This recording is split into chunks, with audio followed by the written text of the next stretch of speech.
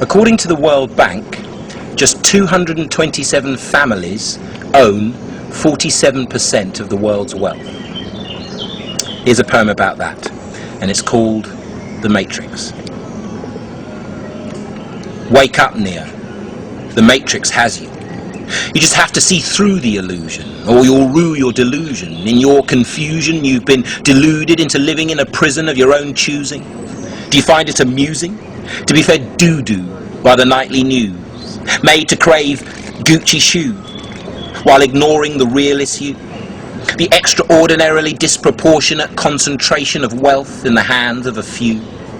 2 twos, you want to cruise the new venues and have a few brews, while the third world sings the blues, and over 1,000 children starving to death every hour for the want of some food. Pardon me for being rude, but while you choose to snooze, our rulers amuse themselves, puppeteering human conflict and directing the daily drama, turning you into a fallacious farmer, sowing unconsciousness and expecting to reap good karma. You think the Dalai Lama can't see farther than that? It's time to clean up your act. Wake up, Neo. The Matrix has you. Do you want to know what it is? The Matrix is all around you. It confounds you and astounds you. Its evil genius is bound to arouse the sound of women crying and babies dying. So pay close attention, because I ain't lying. Neo, I'm counting on you. And the countdown started. Rotted. You catch on fast, kid. It seems you get my meaning. It seems you're feeling me, because I'm appealing to the divine in you, the sublime spark of light in you, shining through every single sinew within you, the part of you that really wants to take the red pill and not the blue. So, Neo, choose. Remember, I only offer you the truth, and we both know the truth can hurt, and worse still, you can't go back to your sleepwalking slumber, your imaginary life 6 foot under, because once you're in Wonderland, no man can put asunder. So, Neo, time to be a hero. And there goes the red pill. You chose wisely, bro, so don't worry if the room starts spinning. That's just the beginning. The red pill disrupts your input-output carrier signals, and we found that confusion often abounds around about the time you hit ground zero. So hold tight, Neo. Here we go. Hello. Welcome to the real world, Neo. Ah, yes, your eyes hurt because you've never used them before, and your throat's sore because you've been forced to snore for 20 years or more. But you're awake now, my son, and there's much work to be done. Because, Neo, you're the one. No, you won't need a gun. Forget dodging bullets, I'm telling you. When you're ready, you won't have to. Now, the first thing we have to do is to clue you into the coup, because Jesus Christ Almighty God, have you been lied to? I did try to warn you, and now it's slowly dawning on you that the Matrix ensures the enslavement of the many by the few. It's nothing new. The rich get richer, the poor get poorer.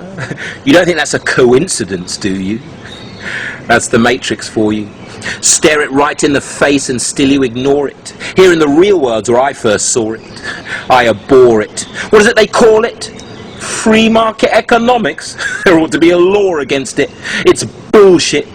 The bastard brainchild of the 227 world-controlling bankers. Fucking wankers. People think we're crazy, but one day they'll thank us. You see, how can a market be free when members of the same family, the same ancient conspiracy, get to print our money, lend it to our governments, and charge us a usury? It's an unusually cunning plan, this money for old rope. Bankers getting richer while whole countries go broke. Entire populations held in a chokehold of poverty, reduced to criminality, getting used to rat race banality, and paying taxes. So governments can pay back this axis of evil through their tactical patsies. The Federal Reserve Bank, the Bank of England, the Bank of France, the Bank of Germany, the Bank of International Settlements, the IMF and the World Bank, see?